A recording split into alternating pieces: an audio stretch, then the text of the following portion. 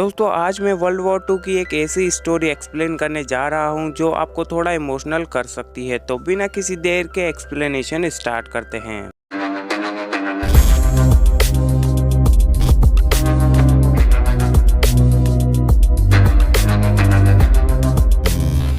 Movie के start में हमें एक ओल्ड मैन अपने परिवार के साथ दिखाया जाता है। वो एक कब्र के पास भी बैठा होता है और वो काफ़ी इमोशनल होता है।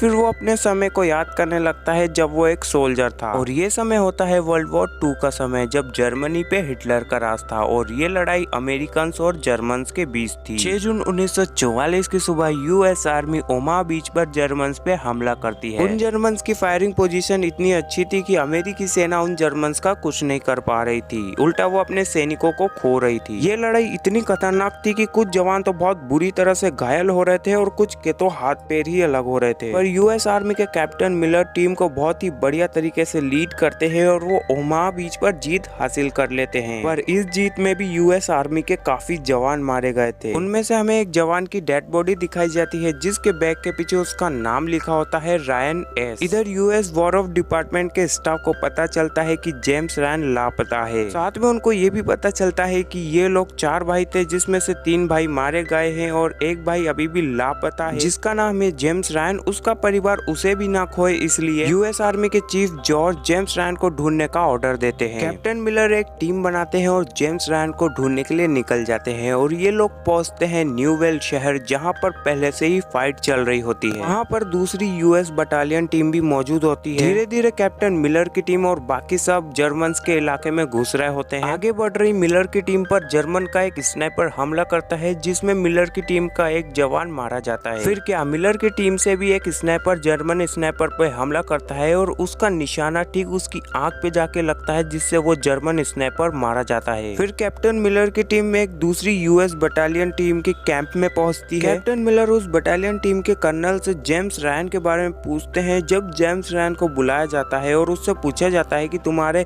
तीनों भाई मारे जा चुके हैं। ये बात सुन के जेम्स रोने लगता है और वो कैप्टन मिलर से पूछता है कि मेरे भाई कैसे मारे गए। तो कैप्टन मिलर बोलते हैं कि तुम्हारे तीनों भाई जंग में मारे गए हैं। फिर जेम्स रायन बोलता है कि मेरे भाई तो अभी स्कूल में ही पढ़ रहे हैं। और हमें यहाँ पर पता चलता है कि ये वो जेम्स रायन नहीं है जिसे कैप्टन मिलर और उसकी टीम ढूंढ रही है। दूसरे दिन कैप्टन मिलर एक सोल्जर से जेम्स रायन के बारे में पूछते हैं क्योंकि उसे पता रहता है कि जेम्स रायन कहाँ पर है। वो सोल्जर कैप्टन मिलर को बोलता है कि जेम्स रायन रमेल शहर में एक ब्रिज की रखवाली कर रहा है। फिर कैप्टन मिलर और उसकी टीम जेम्स रायन को फिर से ढूंढने के लिए निकल जाते हैं। रास्ते में इन्हें 2 सोल्जर्स की डेड बॉडी भी मिलती है, साथ में जर्मन्स का एक ठिकाना भी मिलता है। कैप्टन मिलर अपने बाकी साथियों से कहते हैं कि हम इस ठिकाने को उन जर्मन्स के हाथों छोड़ के नहीं जा सकते। अब ये लोग अलग अलग होकर उन जर्मन से लड़ते हैं, पर इस लड़ाई में मिलर की टीम का एक साथी वेड मारा जाता है। जब मिलर और उसकी टीम जर्मन्स के अड्डे पे पहुंचती है तो वहाँ पर उन्हें एक जिंदा जर्मन मिलता है। वो अपने मारे गए साथी के लिए उस जर्मन से गड्ढा खुदवाते हैं और डर के मारे वो जर्मन भी बोलता है कि मुझे अमेरिका पसंद है, ये जर्मन बिल्कुल भी पसंद नहीं है। फिर कैप्टन मिलर उस जर्मन की आंखों पे पट्टी बांध देते हैं और उससे कहते हैं कि यहाँ से सीधे 1000 कदम दूर चल के जाना और अपनी पट्टी खोल लेना। ये सब देख के एक सोल्जर कैप्टन मिलर से पूछता है कि रैन को ढूंढते हुए हमने 2 सोल्जर गवा दिए और साथ में इस जर्मन को भी छोड़ दिया, इसका क्या मतलब हुआ। तो उस पे से कैप्टन मिलर बोलते हैं कि हम सोल्जर है, हमें मिले हर एक ऑर्डर का पालन करना चाहिए। ये सब लोग फिर से आगे बढ़ने लगते हैं, पर तभी कैप्टन मिलर को टैंक की आवाज आती है और वो सब लोगों को घास में लेटने के लिए बोल देता है। पर अचानक से टैंक पे बमबारी होना चालू हो जाती है और कैप्टन मिलर को समझ में नहीं आ रहा होता है कि ये बमबारी आखिर कर कौन रहा है, और टैंक ब्लास्ट हो जाता है